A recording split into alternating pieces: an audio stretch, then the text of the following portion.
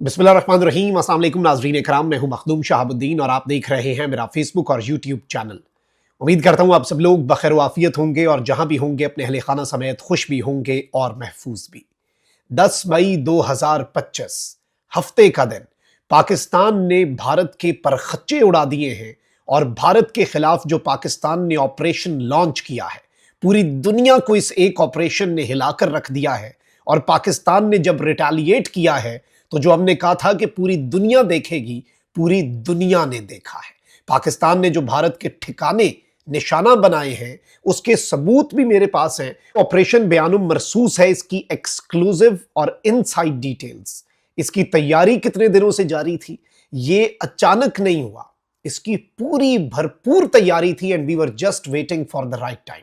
और भारत ने रात को हमारे नूर खान एयरबेस, रफीकी एयरबेस और मुराद एयरबेस पर नाकाम हमला करके भारत ने हमें मौका दिया।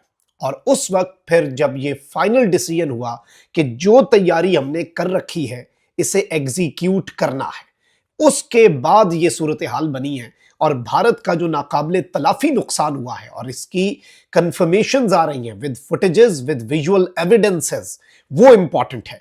सबसे पहले तो नाज़रीन किराम, ऑपरेशन बुनियानुम मरसूस जो है, इसके हवाले से मैं आपको ये बता दूं कि ये सूरह सफ की एक आयत है और उसका तर्जुमा है, बेशक अल्लाह उन लोगों को पसंद फरमाता है जो जुल्म के खात्मे और हक की मदद के लिए उसकी राह में यूं सफबस्ता होकर लड़ते हैं गोया वो सीसा पिलाई हुई दीवार हो। बुनियानुम मरसूस सीसा पिलाई दीवार को कहते हैं और बिल्कुल पूरी कौम ने और पाकिस्तान की फोर्सेस ने सीसा पिलाई दीवार बनकर भारत की बुनियादें हिलाई हैं। इस हवाले से मैं आपको पहले यह बता दूं कि पाकिस्तान ने जिस तरह से तैयारी कर रखी थी, भारत के टारगेट लॉन्च थे। मैं एग्जैक्ट डिटेल्स रखूंगा, जहां पर हमारे मिसाइल इंटरसेप्ट हुए हैं, जहां पर भरपूर नुकसान पहुंचा है, जहां पर पार्शल नुकसान पहुंचा है, जो ऑन ग्राउंड सच है वो आपके सामने रखना है। और हमें कोई फेक न्यूज की जरूरत ही नहीं है क्योंकि हकीकत में इतना नुकसान पहुंच गया है कि आप उसका अंदाजा भी नहीं कर सकते। नाज़रीन किराम, भारत जो है उसके ऊपर 3-4 किस्म के हमले लॉन्च हुए।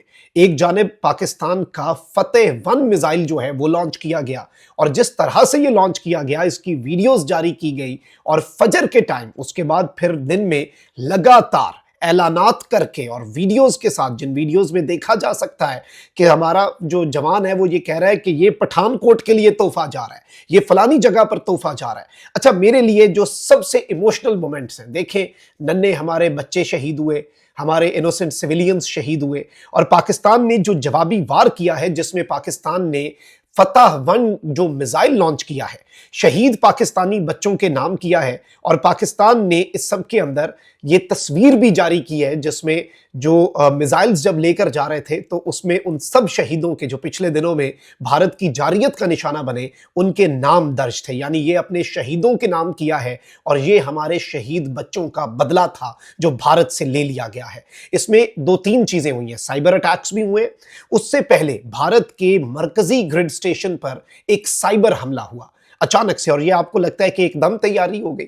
एकदम एक रात में डीजीआईएसपीआर ने 3 प्रेस कॉन्फ्रेंसेस की, 3 मीडिया ब्रीफिंग्स की और भारत ने जब आखिरी हद कुछ हुआ और रावलपिंडी की तरफ निगाह की और पाकिस्तान के एयरबेसेस की तरफ भारत ने अपने मजमूम मकासद के तहत बैलिस्टिक मिसाइल भेजे जो कि हमने इंटरसेप्ट कर लिए।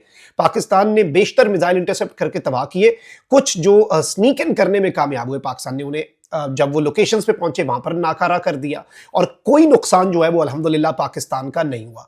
इस सब के अंदर फिर जो पाकिस्तान ने किया, एक जानिब भारत के 70% ग्रिड स्टेशंस जो हैं वो आप कह सकते हैं कि कॉम्प्रोमाइज हुए और पूरे का पूरा भारत अंधेरे में डूब गया। उसके बाद जो कंफर्म्ड स्ट्राइक्स हुई हैं और डैमेजेस हुए हैं, पाकिस्तान ने सिर्फ इस ऑपरेशन बुनियानुम मरसूस के फेज 1 में, ये ऑपरेशन बुनियानुम मरसूस 1.0 है, इसके फेज 1 में उन जगहों को निशाना बनाया है जिन जगहों से इन्होंने पाकिस्तान की सरजमीन को, हमारे सिविलियंस को, हमारे बच्चों को, हमारी मसाजिद को निशाना बनाया। इस सब के अंदर 20 के अंदर पहली चीज जो हुई, मैं आपको बता दूं कि ब्रह्मोस मिसाइल जो भारत की स्टोरेज फैसिलिटी है ब्रह्मोस मिसाइल की, उसे उड़ाया गया और उसके अलावा उधमपुर में भारत का एयर डिफेंस सिस्टम तबाह हुआ कंप्लीटली और एयर बेस जो है वो हिट हुआ और उसे हैवी डैमेज हुआ। इसके साथ साथ पठानकोट जो है उसमें जो एयरफील्ड है, एयरबेस के अंदर जो एयरफील्ड है भारत की, वो हिट की गई प्रिसीजन मिसाइल अटैक के जरिए। जालंधर में एयरबेस को हिट किया गया ऑनगोइंग स्ट्राइक्स के जरिए। इसके साथ साथ गुजरात जो है वहां पर मल्टीपल एयरबेसेस और लोकेशंस के ऊपर हिट मारी गई। दिल्ली रीजन जो है उसकी अगर मैं बात कहूं तो वहां पे पाकिस्तान का मिसाइल जो है वो इंटरसेप्ट किया गया हिसार के नजदीक। दिल्ली पाकिस्तान की जानिब से पोटेंशियल टारगेट रहा। इसके साथ साथ राजस्थान जो है वहां पर मिलिट्री इंस्टॉलेशंस हिट हुई। श्रीनगर के अंदर एयरबेस हिट हुआ और मुबैना तौर पर 20 भारतीय फौजी जो है वो मारे गए। चंडीगढ़ के अंदर वेपन डिपो जो है उसे हिट करके न्यूट्रलाइज किया गया। उड़ी के अंदर जो सप्लाई डिपो है वो डिस्ट्रॉय किया गया। केजी टॉप जो है उस पर ब्रिगेड हेडक्वार्टर जो है भारत का वो तबाह हुआ। और इसके अलावा दयारान ग्यारी के अंदर आर्टिलरी गन पोजीशन जो है वो तबाह हुई। इसके साथ साथ पाकिस्तान के जवाबी वार में भारत के दारुल हुकूमत दिल्ली में पाकिस्तान के ड्रोन्स की उड़ानें और परवाजें जो है वो भी जारी रही। इसके साथ साथ जितने विजुअल्स मैं आपके सामने चलवा रहा हूं ये एग्जैक्टली उनकी लोकेशंस के हैं, कंफर्म्ड हैं, क्रॉस चेक्ड है, किसी भी तरह की फेक न्यूज से और जज्बातियात की आमेजिश से पाक है। फिर भारत के ऊपर साइबर अटैक्स हुए। नरेंद्र मोदी की जमात बीजेपी की जो वेबसाइट है वो भी हैक हुई। पहले मैं आपको ये बता दूं कि एनर्जी सेक्टर के जो 10 इनकी वेबसाइट्स हैं वो हैक हुई। इनके 1744 वेब डाटा सर्वर्स डिस्ट्रॉयड किए गए और डाटा जो है वो वाइप आउट कर दिया गया। इनकी विंड मिल्स जो है और कंज्यूमर इलेक्ट्रिसिटी पोर्टल्स जो है उन्हें शट डाउन कर दिया गया। भारत के रेलवे, दिल्ली की gas company, Kashmir electric company के डाटा को डिस्ट्रॉय किया गया और डिलीट कर दिया गया। इस सब के अंदर 120 इनके राउटर्स, 1310 आईपी कैमरास को डीफेस किया गया और उनकी कॉन्फ़िगरेशन चेंज कर दी गई। 507 आईटी डिवाइसेस और डेटाबेस को डिस्ट्रॉय किया गया। 15 इनके मेल सर्वर्स जो हैं वो कॉम्प्रोमाइज हुए। 13 गवर्नमेंट पोर्टल्स जो हैं वो डीफेस हुए और they were taken down. 150 database steal किया गया और डाटा लीक किया गया। बीजेपी मध्य प्रदेश की वेबसाइट को डीफेस कर दिया गया हैक करके।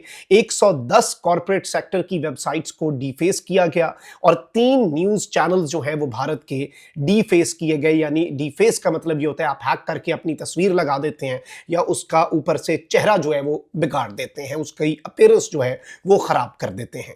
तो ये साइबर अटैक्स की पूरी फहरिस्त है जो कंफर्म हमने की। भारत के हवाले से मैं आपको ये भी बता दूं कि भारत का एक एडिशनल डिप्टी कमिश्नर है जो कि राजौरी का है, राजकुमार थापा, वो भी पाकिस्तान आर्मी की स्ट्राइक्स जो है इस वक्त ये बताया जा रहा है कि इन स्ट्राइक्स के अंदर वो मारा गया है। और इस सारी की सारी सूरत हाल में जो अभी डेवलपमेंट्स हैं इनमें आप चीजों को समझें। पाकिस्तान ने ये बात वाजे कर दी है कि ऑपरेशन बुनियानुम मरसूस जो है इसका फेज 1.0 ये स्टार्ट है। अच्छा, इसके बाद दौड़ें लगी हैं। अमेरिका G7 का हिस्सा है। अमेरिका कह रहा था हमारा कंसर्न नहीं है। जैसे ही पाकिस्तान ने रगड़ा है, जैसे ही पाकिस्तान ने भारत को ठोका है और ठोक के पाकिस्तान निकल आया है और हमारे तैयारे श्रीनगर से होके वापस आ गए हैं।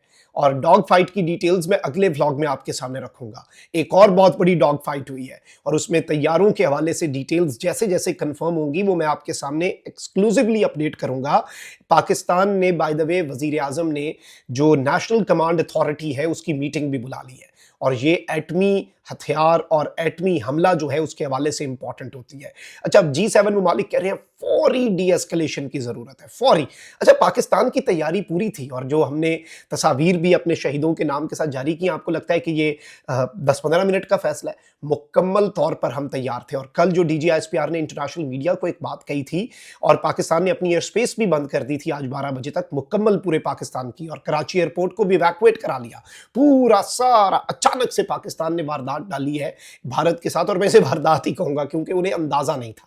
लेकिन कल 2-3 एनक्रिप्टेड मैसेजेस दिए गए थे, हमारे पास भी इंफॉर्मेशन आई थी, लेकिन ऑब्वियसली सारी इंफॉर्मेशन नहीं दे दी जाती। नेशनल इंटरेस्ट जो है वो हमारे लिए सबसे ज्यादा मुकद्दम है।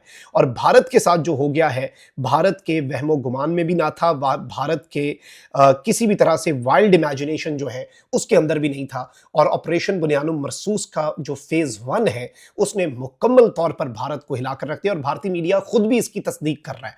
और वो भारतीय मीडिया जिसे ये शौक था और जो कह रहा था कि पाकिस्तान हमला, पाकिस्तान का हमला, पाकिस्तान का हमला, पाकिस्तान ने हमला करके इनका शौक जो है वो फुल फ्लेज तरीके से बाज़ाब्ता तौर पर पूरा कर दिया है। तसल्ली और तशफ़ी अगर इन्होंने फिर कोई एडवेंचर किया, वैसे इनके साथ जो हो गया है उसके बाद अब ये पता नहीं, क्योंकि आई थिंक कि ये कन्वेंशनल वॉर का आगाज़ है और फुल फ्लेज कन्वेंशनल वॉर जो है वो इस वक्त बाज़ाब्ता तौर पर शुरू हो चुकी है। इसके अलावा भारतीय सूरतगढ़ का एयरबेस जो है वो रह गया था, तो वो भी तबाह हुआ है। और ये सारी की सारी चीज़ें हैं। पाकिस्तान इस वक्त मुकम्मल तौर पर तैयार है, पाकिस्तान आगे बढ़ने के लिए भी तैयार है।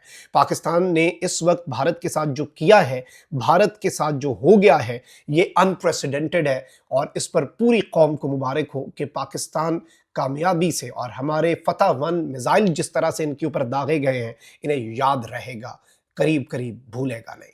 अपना बहुत ख्याल रखें। अल्लाह निगहबान। पाक साम जिंदाबाद।